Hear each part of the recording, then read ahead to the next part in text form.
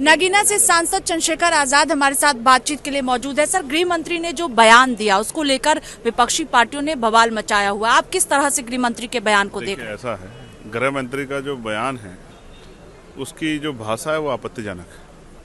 हालांकि ये स्पष्ट है कि वो किसी दूसरी पार्टी को टारगेट करने का काम और उनके जो समय में जिस तरह का बाबा साहब के साथ जिस तरह का व्यवहार रहा उस पर वो चर्चा करना चाहते थे, लेकिन वो आपत्तिजनक है और उसका हमें बड़ा खेद है। हम अपना इस पे जो है आपत्ति दर्ज करते हैं और सुबह से हम लोग कह रहे हैं, हाउस में भी हम लोगों ने विरोध किया।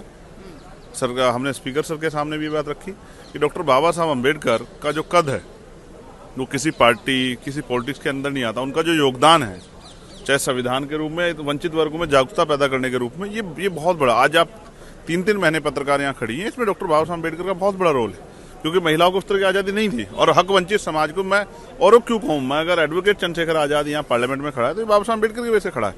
और मैं याद दिलाना चाहता हूँ अमित शाह जी को, मोदी जी को, उनकी सरकार को, अगर वो मंत्री बने तो किसी भगवान के आशीर्वाद से नहीं, इस बाबा साहब अम्बेडकर के संविधान की वजह से बने। संविधान नहीं होता तो वो भी नहीं बनते, क्योंकि मोदी जी का जो बैकग्राउंड है, जो खुद बताते हैं कि मैं चाय का काम करता था, तो इस देश में राजा महाराजा बनते थे, गरीब का बेटा नहीं बनता था। ये संविधान की वजह से हुआ। लेकिन 2 दिन पहले जो संविधान के कसीदे पढ़ रहे थे, इस तरह का जो हमला है, इस तरह की जो शब्दावली है, वो चिंताजनक है।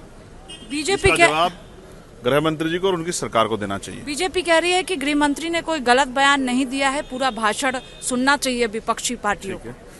मैं फिर आपसे कहूंगा कि शब्दों की मर्यादा होती है। डॉक्टर अंबेडकर, उनका कद मैंने कहा बहुत बड़ा है। अंबेडकर सदैव थे, सदैव हैं और सदैव रहेंगे। उनका कद कोई छोटा नहीं कर सकता है। और मैं स्पष्ट करूं, उनको मानने वाले लोग करोड़ों अरबों लोग हैं, और यहाँ नहीं है, दुनिया में। मैं अभी विदेश होके आया, 2 कंट्री 3 कंट्री में गया, तीनों कंट्री में उनके मानने वाले लोग हैं। आज उनकी भावना आहत हुई है। आज उनकी भावना नहीं है क्या? आप छोटी छोटी बातों पे भावना आहत होने की बात करते हैं। क्या बाबा साहब अम्बेडकर के मानने वाले की जो भावना आहत हुई है और जो लोगों में गुस्सा है, उस पर क्या जवाब है सरकार के पास? आप भी माफी की मांग कर रहे हैं? अपनी राजनीतिक महत्वाकांक्षा को पूरा करने के लिए बाबा साहब अम्बेडकर का नाम तो बहुत सारी पार्टी लेती है। कोई जरूरत में लेता है, कोई मजबूरी में लेता है, कोई राजनीतिक स्वार्थ के चलते लेता है। लेकिन बाबा साहब अम्बेडकर का बहुत बड़ा है। उनके बारे में टिप्पणी करने से पहले कई बार सोचना चाहिए सब लोगों को। चंद्रशेखर आजाद माफी की मांग कर रहे हैं? नहीं, हम अपने लोगों से ये कह रहे हैं कि जो ऐसे लोग हैं जो बाबा साहब अम्बेडकर को अपमानित करने की कोशिश कर रहे हैं, उनको वोट की चोट से सबक सिखाओ और ध्यान रखोगे आपका अपना कौन है, आपका पराया कौन है। बहुत शुक्रिया बातचीत के लिए। स्वाति पाठक, भारत समाचार।